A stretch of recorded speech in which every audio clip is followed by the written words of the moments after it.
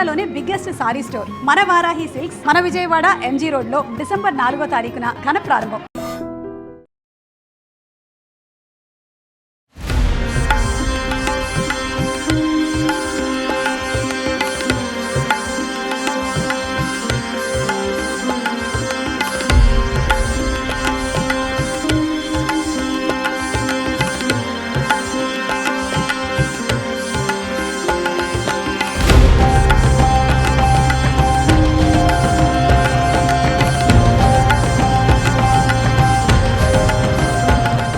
బురుజుపేటలో వేంచేసి ఉన్న శ్రీ కనక మహాలక్ష్మి అమ్మవారి మార్గశిర మాసోత్సవాలు కన్నుల పండుగ జరుగుతున్నాయి. అంగరంగ వైభవంగా ఈ ఏడాది కూడా అమ్మవారి మార్గశిర ఉత్సవాలు నిర్వహించేందుకు అన్ని ఏర్పాట్లు చేయడం జరిగింది. ముఖ్యంగా అంతరాలయంలో అమ్మవారిని స్వయంగా అభిషేకించి అమ్మను దర్శించుకోవటం మహాభాగ్యంగా భావిస్తున్నారు భక్తులు. ఒకసారి మనం చూస్తే గనుక మార్గశిర మాసం అనేది అమ్మవారికి అత్యంత ఇష్టమైనటువంటి నెల. ఈ మాసంలో అమ్మను దర్శించుకుంటే కోరిన కోరికలు నెరవేరుతాయనేది భక్తుల నమ్మకం. అందులోనూ మార్గశిర మాసోత్సవాల్లో అమ్మను దర్శించుకోవటానికి ఎక్కడెక్కడి నుంచో ఉత్తరాంధ్రతో పాటు ఆంధ్ర, తెలంగాణ, ఇతర దేశాల్లో ఉన్న వాళ్ళు కూడా అమ్మ మహిమ తెలుసుకున్న వాళ్ళు ఈ మాసంలో అమ్మను దర్శించుకోవటానికి క్యూ కడుతూ ఉంటారు. ఇక్కడ మనం చూడొచ్చు అమ్మవారి హిస్టరీ, చరిత్ర చూస్తే గనక అమ్మవారు మొదట బావిలో ఉద్భవించారు. ఆ తర్వాత అమ్మవారును రోడ్డు పైన ఆమె గుడి ఉండటం వల్ల ఇది అడ్డుగా ఉందని చెప్పి అప్పుడు ఉన్నటువంటి ఆ పారిశుద్ధ్య సిబ్బంది ఆ అమ్మవారి ప్రతిమను తీసి పక్కకు నెట్టే క్రమంలోనే ఆ ప్రాంతంలో ప్లేగు వ్యాధి వ్యాపించింది. అప్పుడు అమ్మ మహిమను గుర్తించినటువంటి అప్పుడు ఉన్నటువంటి అధికారులంతా కూడా హుటాహుటిన అమ్మకు ఈ బురుజుపేటలో ఉన్నటువంటి ఈ ప్రాంతంలో ఆలయం అనేది ఏర్పాటు చేయడం జరిగింది.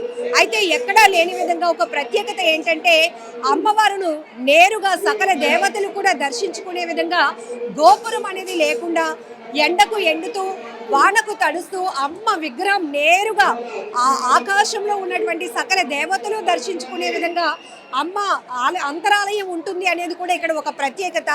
అష్టలక్ష్మీ దేవిగా అమ్మవారిని ఇక్కడ పూజిస్తూ ఉంటారు కాబట్టి సంతానం లేని వాళ్ళు కావచ్చు, ఉద్యోగాల కోసం కావచ్చు, అలానే పెళ్లి కాని వాళ్ళు కూడా అమ్మవారిని దర్శించుకొని మొక్కులు చెల్లించుకుంటే కనుక ఖచ్చితంగా కోరిన కోరికలు నెరవేరుస్తుంది ఆ తల్లి అనేది భక్తుల యొక్క ప్రగాఢమైన నమ్మకం.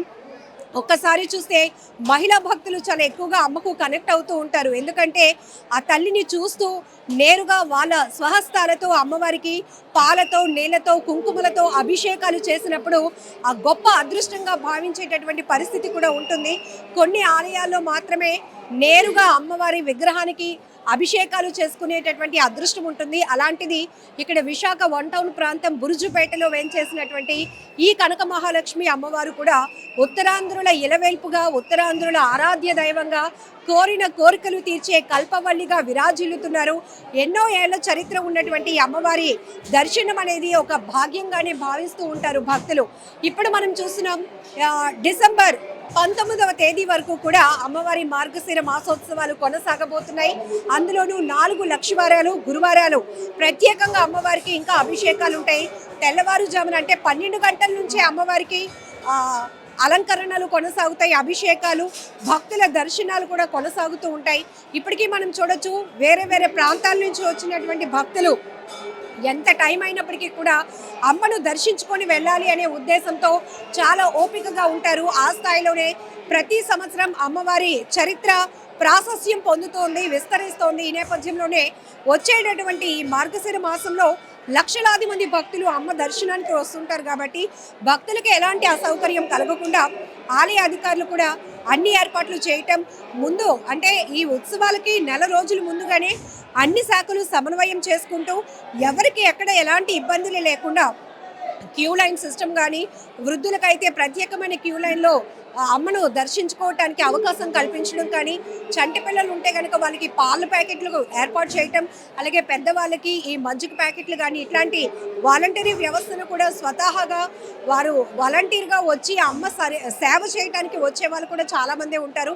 ఇట్లా అన్ని శాఖల సమన్వయంతో ఈ ఏడాది కూడా మార్గశిర మాసోత్సవాలు అతి వైభవంగా నిర్వహించేందుకు అన్ని ఏర్పాట్లు జరుగుతున్నాయి.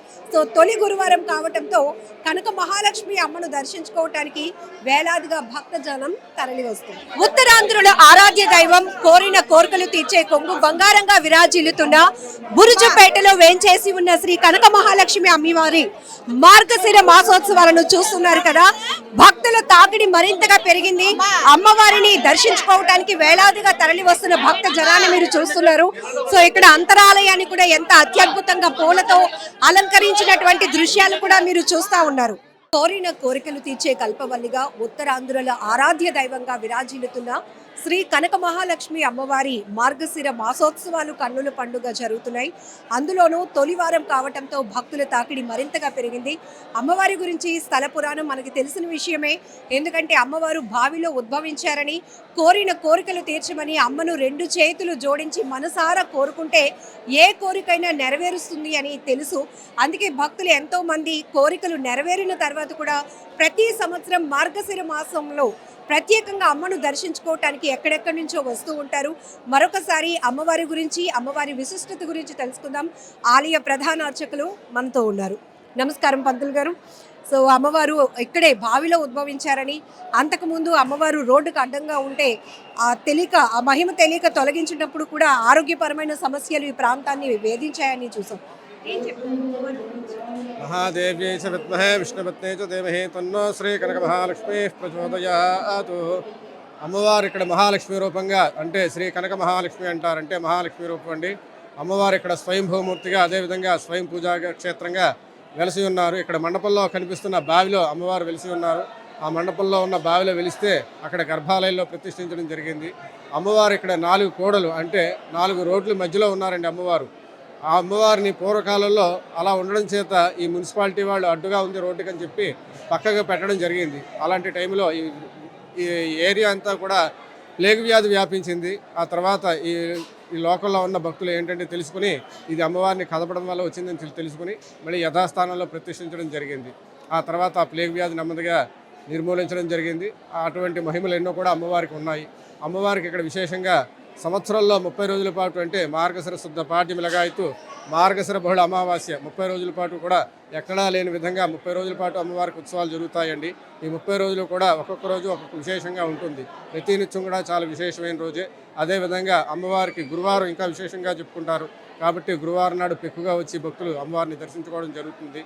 బుధవారం రాత్రి, అంటే తెల్లవారితే గురువారం అనగా రాత్రి 12 గంటలకు అమ్మవారికి శ్రీ సూక్త విధానంగా అభిషేకాలు చేసి, అభిషేకానంతరం కూడా అమ్మవారికి దర్శనాలు ఇవ్వడం జరుగుతుంది. మళ్ళీ మధ్యాహ్నం 12ంటికి అమ్మవారికి మహానివేదన చేసి నీరాజన మంత్రపుష్పాలు ఇచ్చి మళ్ళీ యథావిధంగా అమ్మవారికి దర్శనాలు ఇవ్వడం జరుగుతుంది. మళ్ళీ సాయంత్రం 6 గంటలకు అమ్మవారికి అభిషేకాలు చేసి పంచహారతలు ఇచ్చి ఆ తర్వాత మళ్ళీ కూడా అమ్మవారికి దర్శనాలు ఇవ్వడం జరుగుతుంది. ఈ విధంగా కూడా ప్రతినిత్యం కూడా ఒక్కొక్క రకంగా అమ్మవారికి వివిధ రకమైన వైదిక కార్యక్రమాలు జరిపిస్తూ ఉంటాము. పంతులు గారు, అమ్మవారికి నేరుగా భక్తులే తమ స్వహస్తాలతో అభిషేకం చేసుకునే గొప్ప భాగ్యం ఇక్కడ ఉంటుంది. అలానే గోపురం కూడా లేకుండా ఎండ వాన అన్ని అమ్మవారి పడుతూనే ఇట్లాంటి ప్రకృతి పరంగా కూడా అమ్మవారికి చాలా అమ్మవారు ఇక్కడ కింద నుంచి భక్తులే కాదు, మామూలు సామాన్య భక్తులే కాదు, పైనుంచి దేవతలు కూడా అమ్మవారిని పూజిస్తూ ఉంటారు అనడానికి తార్కాణంగా పైన అమ్మవారికి గోపురం కానీ చుట్టూ గోడల కానీ లేవండి. అమ్మవారిని అంటే పైన వర్షం పడుతుంది, ఎండ తగులుతుంది, గాలికి తగులుతుంది, అంటే పంచభూతాలు అమ్మవారిని సేవిస్తూ ఉంటాయి. పెళ్లి కాని వారు, పిల్లలు లేని వారు ఎక్కువగా అమ్మవారికి మొక్కులు చెల్లించుకుంటే ఖచ్చితంగా అది నెరవేరుతుంది అనేది ప్రగాఢమైన నమ్మకం. అమ్మవారు ఇక్కడ మహాలక్ష్మి రూపం అండి. అంటే అష్టలక్ష్మి స్వరూపిణి శ్రీ కనక మహాలక్ష్మి అని చెప్తాం సంకల్పంలో. అంటే విద్యాలక్ష్మి, వైద్యలక్ష్మి, ధనలక్ష్మి, ధాన్యలక్ష్మి, సంతానలక్ష్మి ఇత్యాది లక్ష్ముల రూపం అమ్మవారు శ్రీ కనక మహాలక్ష్మి. అందుచేత ఏంటంటే పిల్లలు లేని వారు అమ్మవారిని సంతానలక్ష్మిగా కొలిస్తే సంతానం కలుగుతుంది. అదే విద్యార్థులు విద్యాలక్ష్మిగా కొలిస్తే విద్యనిస్తుంది. అదేవిధంగా ధనలక్ష్మి, వ్యాపారస్తులు కానీ ఉద్యోగస్తులు కానీ ధనం కోరుకుంటే ధనం ఇస్తుంది. ఈ మార్గశిర ఉత్సవాలు ఎప్పటి వరకు కొనసాగబోతున్నాయి? అమ్మవారికి మార్గశిర మాస బహుళ అమావాస్య అండి. అంటే వచ్చే నెల 19వ తారీఖు వరకు కూడా అమ్మవారికి ఉత్సవాలు జరుగుతున్నాయండి.